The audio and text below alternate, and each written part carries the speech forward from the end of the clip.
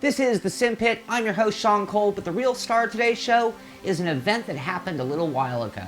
This event was an open house that was hosted by none other than Chris Considine and the guys behind CXC Simulations.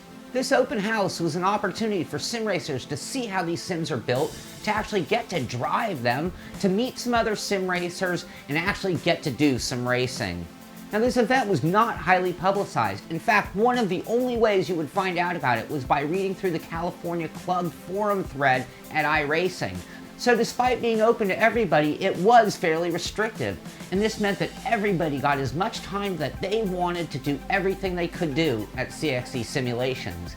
So for those of you who don't know what CXC Simulations are, they are a full motion simulator company and the makers of the Motion Pro 2. These are extremely refined and incredibly beautiful simulators that are fit for being in the gaming rooms of the uber wealthy, in the garage of a racing team, or even a full-blown sim center.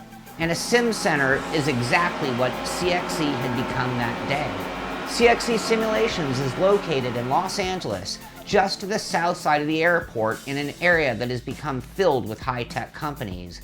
They have their own building, and when you enter the doors, you've walked into sim racers heaven. Right when you walk in, you see rows and rows of full-motion simulators as far as the eyes can see. So let's go ahead and take our own quick tour of CXC Simulations, which is exactly what all of the attendees were encouraged to do.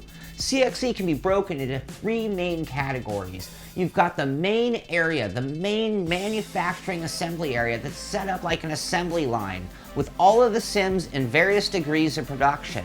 Then you also have a massive storage area for the endless amounts of frames, monitors, steering wheels, computers, and everything else it takes to make one of these machines. And then you have the management offices that has plenty of cubicles, Chris's office, and a nice conference room, and then to top it all off, you have their showroom. All throughout the shop and the offices, you will find racing art and plenty of racing memorabilia. And there's something for your eye to be drawn to in nearly every square foot of the entire facility. My name is Bryce Miller. I've raced a number of things, primarily sports cars, but everything from Porsche GT3 cars to some stuff in Rolex Grand Am, and now working with O'Gara Motorsport in the Lamborghini Super Trofeo series, working towards hopefully a GT3 deal for next year. What's on your bucket list? A bucket list? I mean, for every sports car driver, it's got to be Le Mans, I'd say. It's definitely the one that you got to get to. I've already been over to the 24 Hours of Nürburgring. I've not raced it yet, so that's one that I'm kind of itching to get back to. I mean, it's quite a intimidating race, one that you definitely don't want to just show up to without knowing anything, so that's where the simulation really comes into hand. I mean, it's getting better and better all the time, more realistic, and about as close as you get with stuff like iRacing and Assetto Corsa, where they're doing all the LiDAR scan tracks. So really you definitely tool. sim raced it before you ever saw it in person? Oh, absolutely. I mean, every track I ever went to in 2011 and 2012 was my first time at that track, so I'd log 100 to 200 laps on the sim beforehand, and thanks to CXC Simulations would be competitive in the first practice session. There's no sense in showing up at a race without at least knowing your way around, knowing the gearing, the brake points, so it's really critical that you at least do that. Thanks, Bryce. Take care. Talk to you later. So as I walked from bench to bench, I could see how each bench was set up to build certain parts of the Motion Pro 2. In one area, you would find the desk where each wheel and all of its parts are assembled. You would find the bench or area dedicated to doing the wiring or building up of the actuator assemblies. Then came the area that the pedal sets are built. The CXC pedals are a one-of-a-kind pedal set that you can't buy, and you won't find them on any sim other than the Motion Pro 2. And they're even cooler looking when you see a full row of them side by side. Now, speaking of side by side, how about an entire row of direct drive motors lined up and ready to go? CXC Simulations was featured once on the show. How it's made? Well, we all had our own hands-on tour of how they're made, And when I say hands-on, we got to touch it, we got to inspect it, we got to look at every last detail, and we even got to drive these rigs. That included Glenn Sidman and his son Jacob, who came all the way from Sacramento. That's about an 8-hour drive. His son Jacob, despite his abilities, he got a shot at the simulator, and you can see how totally dialed in he was with the CXC hand controls on the wheel. We went, my brother and I, in 2003, we took a trip to Europe. We took our rental car onto Nürburgring. A little bit, we took a few laps. He did 2 laps, I did 2 laps.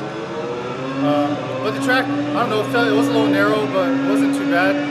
The rental car we were using was, I think it was like a Ford Focus, so you pretty much flat out as much as you could. But, and every once in a while, a motorcycle passes by. But it wasn't too bad. How bad do you want to go there again? I'd love to go back there again, maybe rent a little bit more powerful car and try it out. Cool. All right. Now, on normal days at CXC, all of these rows of simulators would have actually been in various stages of production. But on this day, every single work area had a full-blown simulator, ready, running, pedals, force feedback wheel, triple monitors, full motion, everything that you would find in their top-of-the-line sim from CXC Simulations. These sims, as we drove them, go for about $66,000 each, and by my count, there were 14 sims running simultaneously for us to play on. That meant that our small group of iRacers were playing with almost $1 million worth of simulators. At first, we all got some time on the sims to do whatever we wanted. You could fire up the sim, pick your favorite car and track, and start turning some laps with some of the finest sim racing gear that you will ever touch. Then we fired up our first race of the day, which was quite a spectacle in its own. You gotta imagine this. 14, basically all 14 simulators, 2 were in another room. In one room, up and running, all of those monitors, giant monitors for every single one of them, all of us running in the same race, basically all of us were in the same race, running at the same time, all of those simulators making noise, all of the sounds of the game coming from each simulator, all in unison. It was an amazing thing. You could tell people were having a great time. You could hear people yelling. You could hear people screaming. And it ended up being some very competitive racing because everybody there was a pretty hardcore sim racer, to tell you the truth. Our first race was at Watkins Glen in the GT3 cars, and I ended up doing pretty well until I dumped it coming back onto the main track and ended that race. After the first race was over and everybody was pretty pumped up, we were hosted to a lunch perfect for sim racers made of pizza and sodas. The conference room was filled with guys eating and talking about sim racing and getting to know where each of us was from. All right, these are 2 stars from Hollywood. They're both stuntmen. Who wants to go first? Tell me your name and what you're doing. Hey, I'm Horace Knight. I'm one of the stuntmen in the Hollywood industry. It's my friend Jay here. He can speak for himself in a minute. We came out to check out the CXC's open house and see what the sim community is all about. And checking out because I knew of it from iRacing and Sean over at Simpit and the rest of the guys over there. So I want to say, hey, what's going on? And something new, and this is really cool. What was the last big stunt you did? The last big stunt I did, tackled a guy on Murder in the First, Dublin Tay Diggs, over down in Marina Del Rey. And your friend? Oh, hey, my name's Jalil J. Lynch. I'm a stuntman also, Hollywood, California. Actually, everything's everywhere else nowadays, but pretty much we're out here, we're based out here, and we came out here today to play around with these simulators, which is pretty awesome. I'm not a big gamer, but maybe I'll have to get me one of these in my garage or something like that, but hey, it's all good. What was the last thing you did? Well, the Fast and Furious series just finished. I've been one of the main stunt drivers since Fast 5. I've been on each one of the shows, so I do most of the driving for Ludacris or Tyrese or any other guys that are driving kind of fast and having a good time. So, lucky guy. It's fun. It's good talking to you guys, man. Right, appreciate Awesome, it. we had a great time. Enjoyed it. Thanks a lot. All right. Then it was back to more racing and taking advantage of our time with all of these sims. We ended up doing 2 more races as a collective group. The first one being at Indy with the Indy car, and it was a great race with plenty of good battles on the track. We then ran another race at Watkins Glen and again in the Indy car. I was actually doing really well in that race until I self-spun the car and ended up finishing in third. And being able to run them in a group with fellow iRacers, making it competitive, made it that much cooler, that's for sure. Now we also got some time to play with some crazy drift karts in the parking lot. That was an added bonus watching some real-life stuntmen giving it a go on children's toys. In the end, it was a very unique experience for all of us. It was a rare opportunity to drive these kind of sims in these kind of conditions. To be honest with you, it was like being a 12-year-old kid and being turned loose in a toy store after hours. You see something, you want to play with it, tear it open, start playing with it, and then move on to the next one. It was an amazing, amazing gift, and I want to thank Chris Considine and the entire group of guys behind CXC Simulations for making it happen.